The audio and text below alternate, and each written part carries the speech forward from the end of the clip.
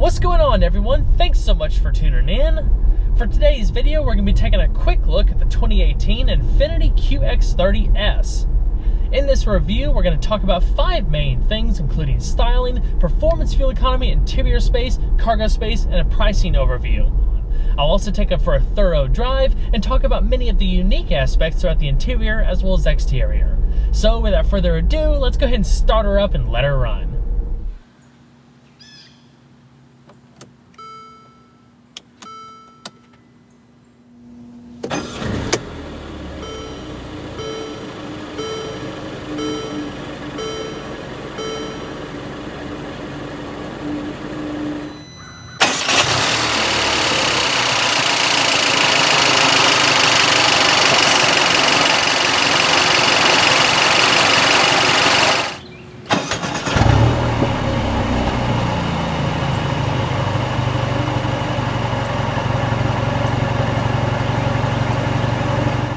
Infiniti first launched the QX30 for the 2017 model year. Based on the Mercedes-Benz GLA 250, it's designed to bridge the gap between smaller hatchbacks and mid-size crossovers.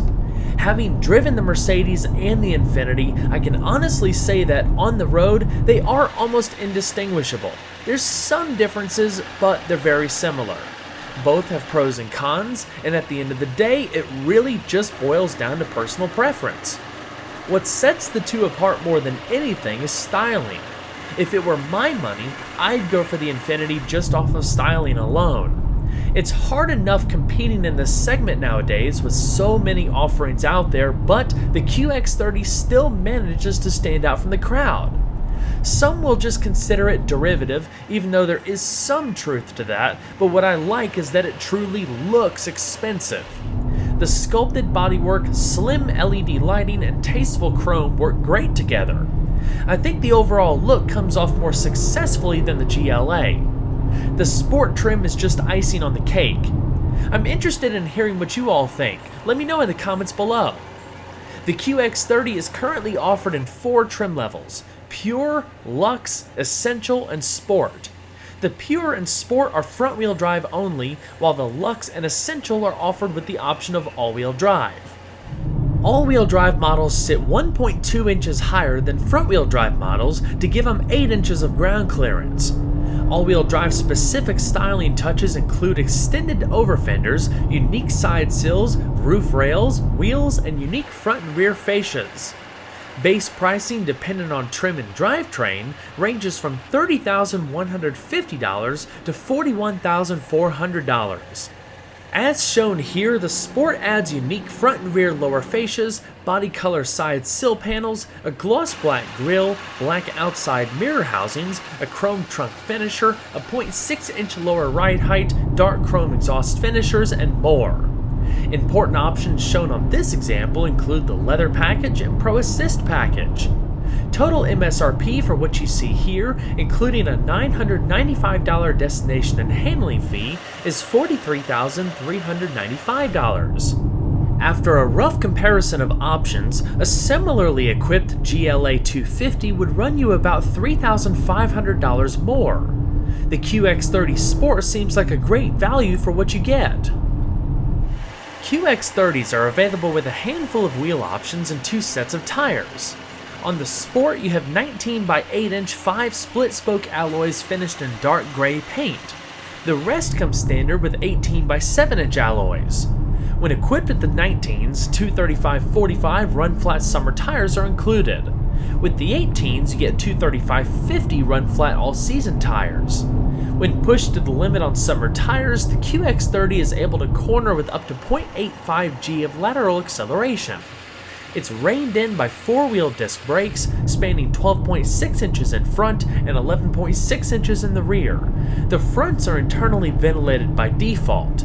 The Sport introduces cross-drilled front rotors for added zing, along with Infiniti-branded front calipers. You shouldn't notice any differences in stopping distance between the two setups. If anything, the front rotors on the Sport are able to dissipate heat quicker if driven spiritedly. They work really well, stopping from 60 miles an hour in as little as 120 feet. 4-channel ABS with brake assist is standard, as is an electronic parking brake. The suspension design consists of McPherson struts in front with twin-tube shock absorbers and an independent multi-link setup in the rear with monotube shocks. The Sport's spring rates are 7% stiffer. Stabilizer bars are used in the front and the rear. Road manners are excellent. The taut suspension leads to a ride that's more on the firm side, but one that yields excellent body control. The steering is electric power assisted and features a 14.4:1 ratio. It takes about 2.5 turns to lock. Maneuverability is quite good overall, on par with what you would expect from something of this size. There's not a ton of feel that comes through the steering, but it's quick to respond and accurate. The turning circle measures 37.3 feet. What's cool here is that Mercedes does not offer a GLA 250 quite like the QX30 Sport. The only performance variant of the GLA is the hopped up AMG, which is insanely cool but vastly more expensive. The QX30 is powered by a turbocharged and intercooled 2-liter 4-cylinder. It's the same engine found in the GLA 250, featuring aluminum construction for the block and head, 4 valves per cylinder with variable valve timing, and a 6,300 RPM red line. Fuel is delivered via direct injection, accompanied by a 9.8:1 compression ratio. The engine develops 208 horsepower at 5,500 RPM and 258 pound-feet of torque between 1,200 and 4,000 RPM. It's able to propel the QX30 to 60 miles an hour in about 6.7 seconds. Top speed is electronically governed to 130 miles per hour. More power is always nice, but it's not always needed. The QX30 is more than adequate, especially around town. Torque steer is almost non-existent too, even on full throttle launches from a standstill. As I mentioned earlier, you have the option for either front-wheel drive or all-wheel drive. The latter is a front-wheel drive based system that automatically engages the rear wheels by sending up to 50% of the engine's available torque as soon as slip is detected to maintain traction. A brake-based torque vectoring system is also standard. A 7-speed dual-clutch gearbox is the only transmission available. This is where the QX30 distances itself from the GLA once again. Yes, it is the same gearbox as the GLA, but something was done differently here. When I drove the GLA, I felt the DCT wasn't as rewarding as it could have been. It didn't offer the snappiness that I've come to expect from this type of transmission. It wasn't very smooth in stop-and-go traffic, and I noticed sometimes it would lurch through the gears. I didn't notice any of those issues on the QX30. It's a more rewarding drive than the GLA. The DCT still offers 3 driving modes, including Eco, Sport, and Manual. The latter enables the use of steering wheel paddle shifters so you can change gears yourself. In Sport mode, the shift algorithm is optimized for spirited driving.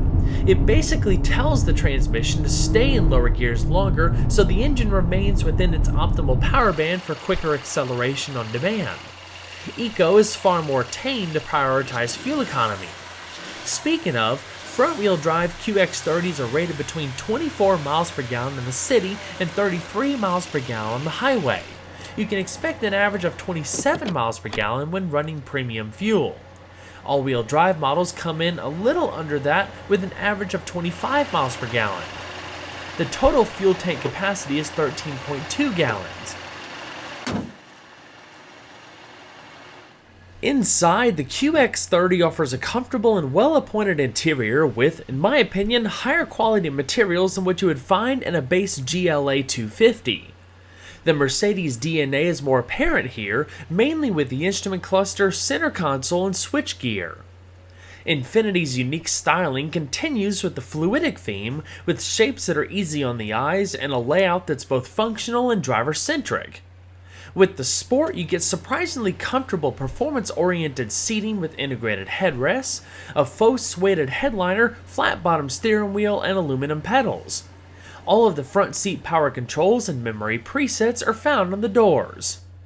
Safety features include, but aren't limited to, an available 360-degree camera system with moving object detection, front and rear parking sensors, lane departure warning, adaptive cruise control, high beam assist, and rain-sensing windshield wipers. As far as airbags, there's dual-stage front airbags, front seat-mounted side airbags, and roof-mounted curtain airbags for the front and rear outboard seats. There's even knee airbags for the driver and passenger. All of the features are easy to use, the buttons are large and clearly labeled.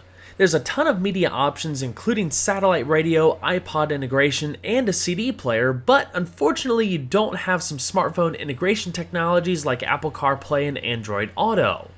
Another downside with the QX30's interior is the infotainment system. Is it a bad system? No, but when compared to Mercedes' command system, it just doesn't feel quite as advanced. There's a 7-inch screen mounted up in the dash and a rotary controller set up in the center console.